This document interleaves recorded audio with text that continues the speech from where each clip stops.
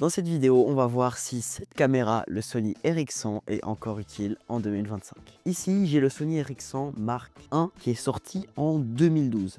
Donc c'est vraiment plutôt ancien. Et on se retrouve beaucoup d'années après, en 2025, pour voir si ce genre de caméra, ça peut encore répondre à des besoins et être utile. Entre temps, il me semble qu'on est au Sony RX100 Mark VII.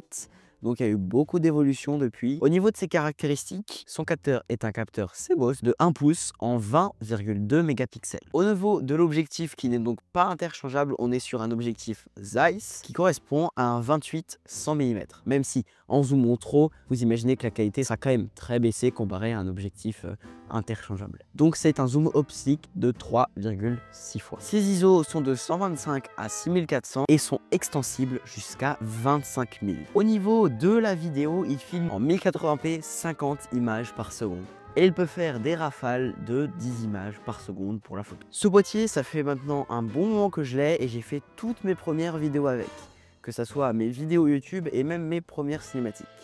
Ce qu'il faut savoir, c'est que malgré le fait qu'il soit très ancien et qu'il ait une qualité 1080p, il permet quand même d'avoir une qualité potable à l'œil nu quand on le maîtrise en manuel. Beaucoup de gens parlent de cette caméra pour de la street photo parce que c'est vrai que c'est plutôt pratique d'avoir ça dans la poche et de pouvoir faire ces clichés qui peuvent être un peu rétro vu que le capteur est d'1 pouce. Mais après utilisation, les images sont vraiment bonnes et même la vidéo est très propre. Donc ce petit compact, ça fait maintenant très longtemps que j'utilise et je l'utilise toujours. Par exemple, sur ma vidéo, sur ma caméra, j'avais dû faire des pack shots.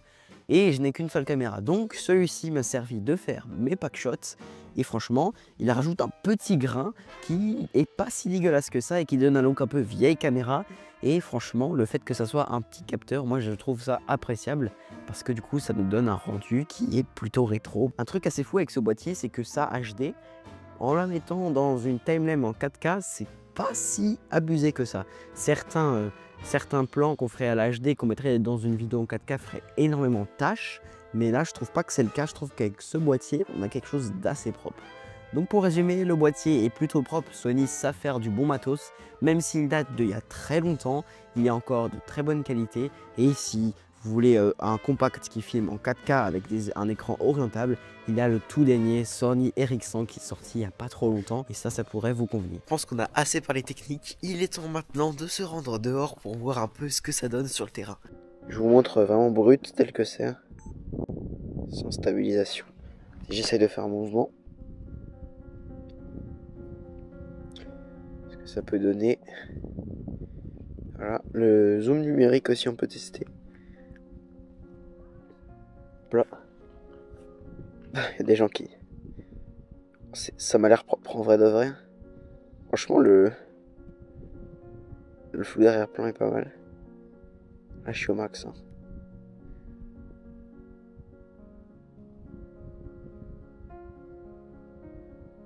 Ouais, hop là. Donc voilà ce que ça donne en vidéo. Si je marche tout simplement tout droit, ce que ça peut donner. Sans aucun effort de stabilisation. C'est juste pour se rendre compte. Voilà. Maintenant, si on teste la grande ouverture. Je serai pas stable, hein, vous m'excuserez.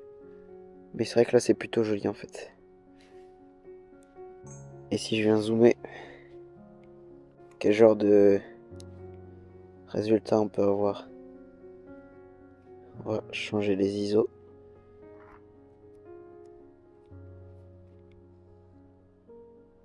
Voilà, là, je suis vraiment au max quoi.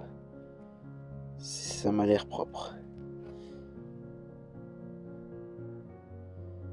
Je sais pas si au point focus, je sais pas mal. Enfin voilà, on a une qualité acceptable, j'ai envie de dire. Là, je suis désolé. Au niveau photo, c'est pas... Je me forme encore, hein. Je suis vraiment... En photo, je suis vraiment très débutant. Mais je voulais juste vous montrer un peu en prise en main. Si vous voulez avoir des résultats, je pense que je vous afficherai des images pas faites par moi. Parce que c'est pas le bon exemple en photo. Je suis pas... Mais par mon père, tout simplement. Parce qu'il fait des clichés avec ce boîtier. C'est une folie. Donc je vous en mets tout simplement maintenant à l'écran. Je vous laisse admirer tout ça.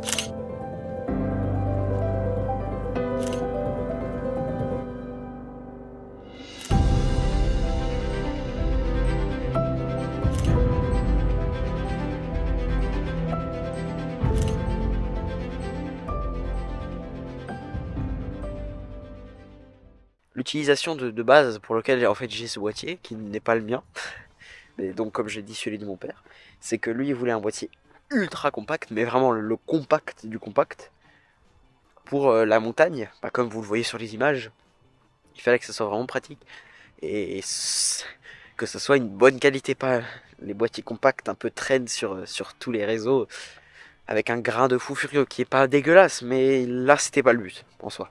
Donc l'appareil photo répond à ses besoins, et comme vous voyez les images, c'est vraiment beau et ça permet d'avoir des bonnes photos, parce qu'à l'époque, je rappelle, on est sorti environ vers 2012, il a peut-être acheté plus tard, mais on n'avait pas encore cet essor des téléphones qui avait une qualité au point d'aujourd'hui des iPhones, on n'avait pas ça encore. Le ciel commence à devenir rose, c'est un phénomène assez... Souvent on a ça, pas loin de chez moi, c'est pas mal quand même. Voilà, c'est pas mal.